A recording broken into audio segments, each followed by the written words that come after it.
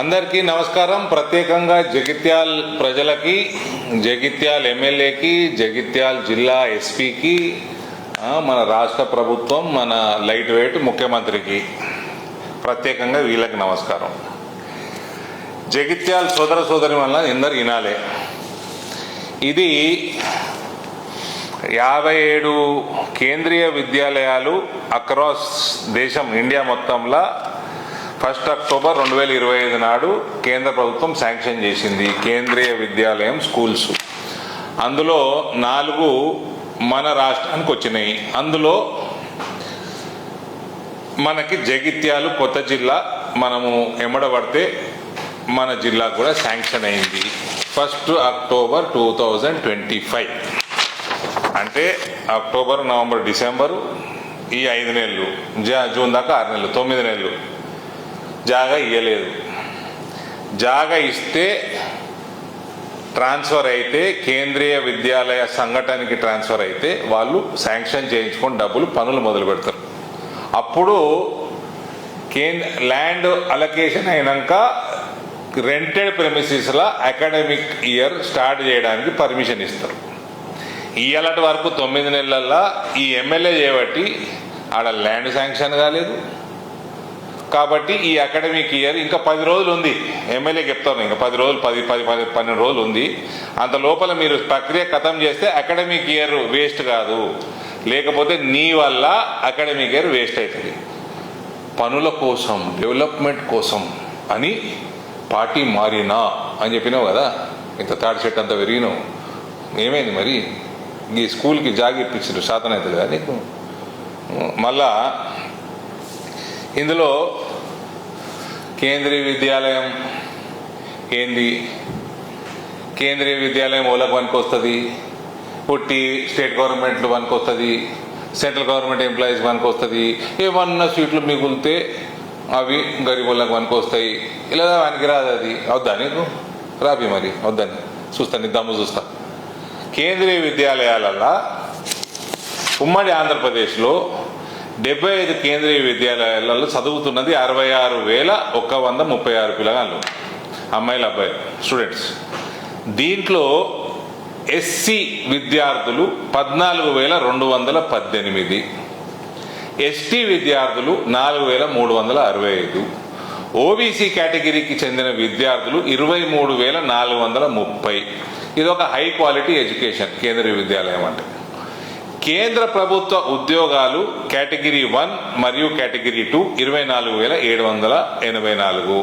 రాష్ట్ర ప్రభుత్వ ఉద్యోగులు కేటగిరీ 3 8,369.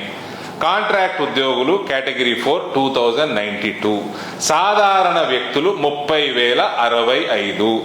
సాధారణ వ్యక్తుల సీట్లు పొందే శాతం 45.46%. ఇది ఇందులో హైదరాబాద్ రీజియన్ కూడా ఉంటుంది.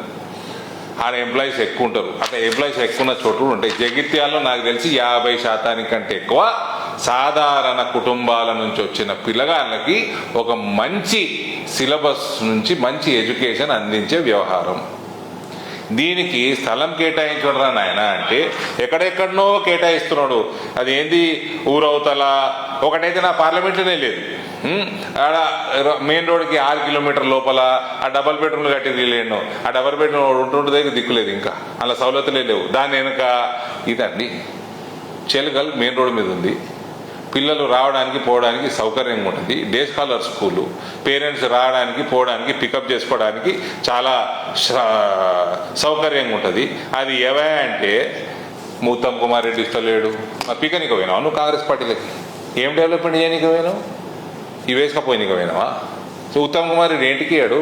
ఆయన జాగానా? ఆయన పిల్లలు కూడా లేదు ఆయన పెట్టుకోనిక జాగా. దేనికి? ఎందుకు ఇస్తలేడు? ఏం చేసుకుంటావు? చెలగల్లా ఇరిగేషన్ సంబంధించి డ్యామ్ కడతావు. ఆడ మ్యాంగో మార్కెట్కి ఇచ్చినావు కదా, అంత తుర్కోలు ఉంటారని మ్యాంగో మార్కెట్లో ట్రేడర్లు అందరూ. చెలగల్ ల్యాండ్లో 10 ఎకరాలు, నిజామాబాద్ కార్పొరేషన్లో 8 ఎకరాలలో కేంద్రీయ విద్యాలయం స్కూల్ నడుస్తూ ఉన్నది గత 2-3 సంవత్సరాల నుంచి. నిజామాబాద్ కార్పొరేషన్ కంటే జగిత్యాల్ మున్సిపాలిటీ పెద్దది కాదు కదా. 10 ఎకరాల స్థలం కేటాయించాలి. ఏదో ఒకటో రెండో ఎకరాలు అటు ఇటు ఉంటే మేనేజ్ చేసుకుంటారు తప్ప ఇలా పోయినట శ్రీధర్ బాబు గారి దగ్గరికి పోయినట. శ్రీధర్ అన్న ఏం చెప్తాడండి? ఆయన ఐటీ శాఖ మంత్రి. చెప్తారా ఉత్తమ్ కుమార్ రెడ్డికి? చెప్పారు మరి. ఆయన జిల్లా మంత్రి, ఉమ్మడి జిల్లా కరీంనగర్. చెప్పండి, ఇప్పేయండి మరి జల్దీ. దీనికోసము ఇస్తలేడని ఒక అకాడమిక్ ఇయర్ పోతుంది. జగిత్యాల ప్రజలకి, జిల్లా ప్రజలకి మంచి ఎడ్యుకేషన్కి సంబంధించి వాళ్ళ పిల్లలకి ఒక అకాడమిక్ ఇయర్ వేస్ట్ చేస్తుండని నేను వచ్చి ఇప్పటికే మస్తు ప్రెస్ మీట్లు పెట్టా. ఈయన మస్తు అన్న, అయినా కూడా ఈయన బుద్ధి వస్తలేదు. ఎమ్మెల్యేకి ఏదో పనికి వాళ్ళ ల్యాండ్లన్నీ ప్రపోజల్ చేస్తున్నాడు.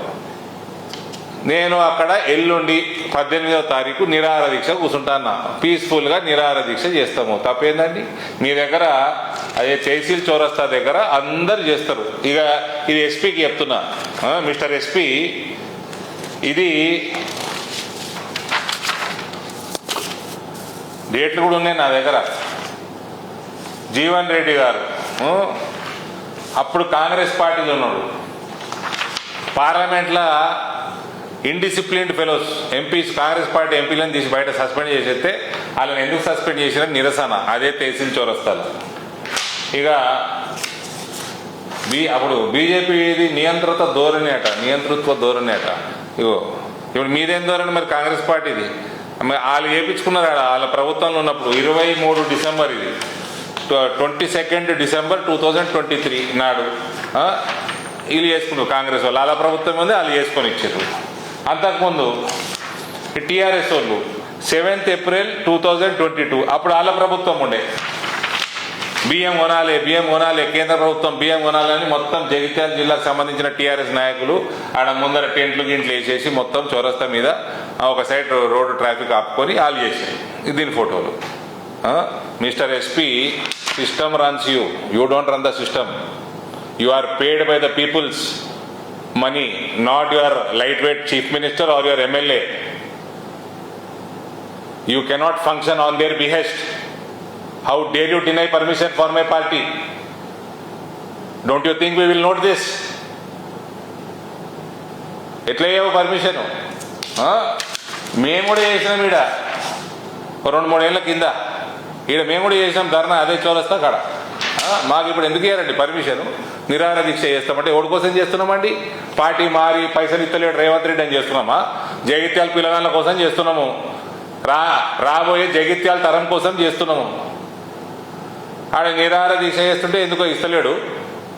నీకు ఓడిస్తుండే జీతము? లిల్లిపుట్ ముఖ్యమంత్రి ఇస్తున్నాడా? మీ ఎమ్మెల్యే ఇస్తున్నాడా?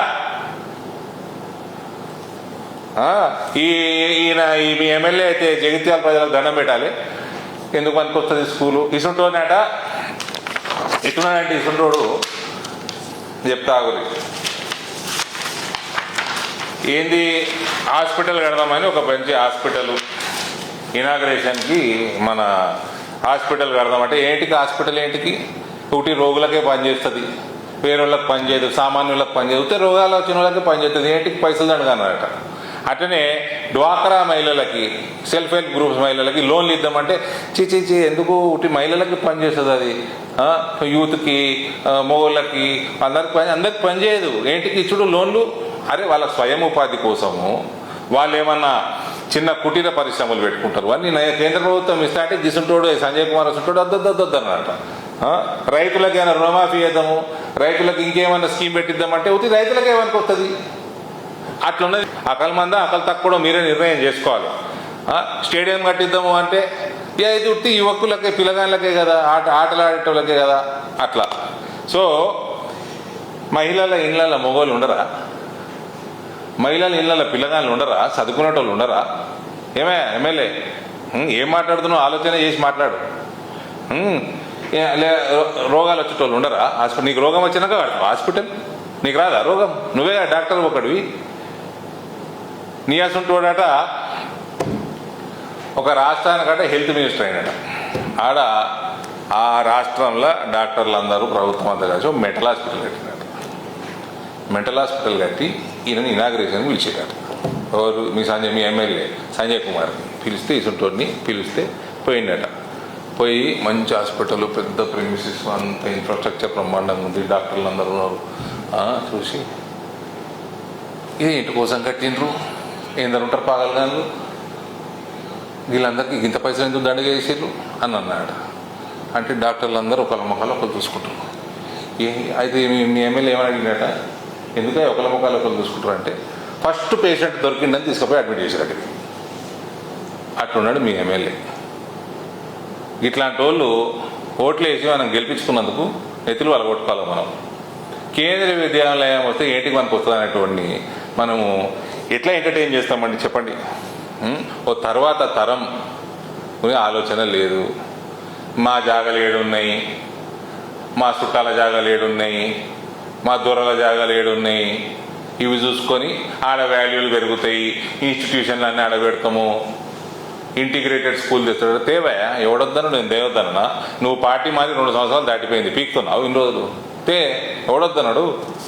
కాబట్టి ఇవన్నీ ఫాల్తు లెక్కలు బంద్ చేయి, తొందరగా 10 రోజులు తీసుకురా. నాకేం షోక్ లేదు వచ్చి ఎండలో కూర్చొని ఉపాసం ఉండనీకే, నాకేం షోక్ లేదు. నువ్వు ఎల్లుండి పర్మిషన్ రానియలేదు అనుకో మీ ఎస్పీకి చెప్పి, మీ ఎస్పీ కూడా ఓటు కోసం పనిచేస్తున్నా అర్థమవుతలేదు నాకు, ఎల్లుండి రానియమేమో, అంతే కదా. ఎల్లుండి బాధాప్తో వస్తాడు.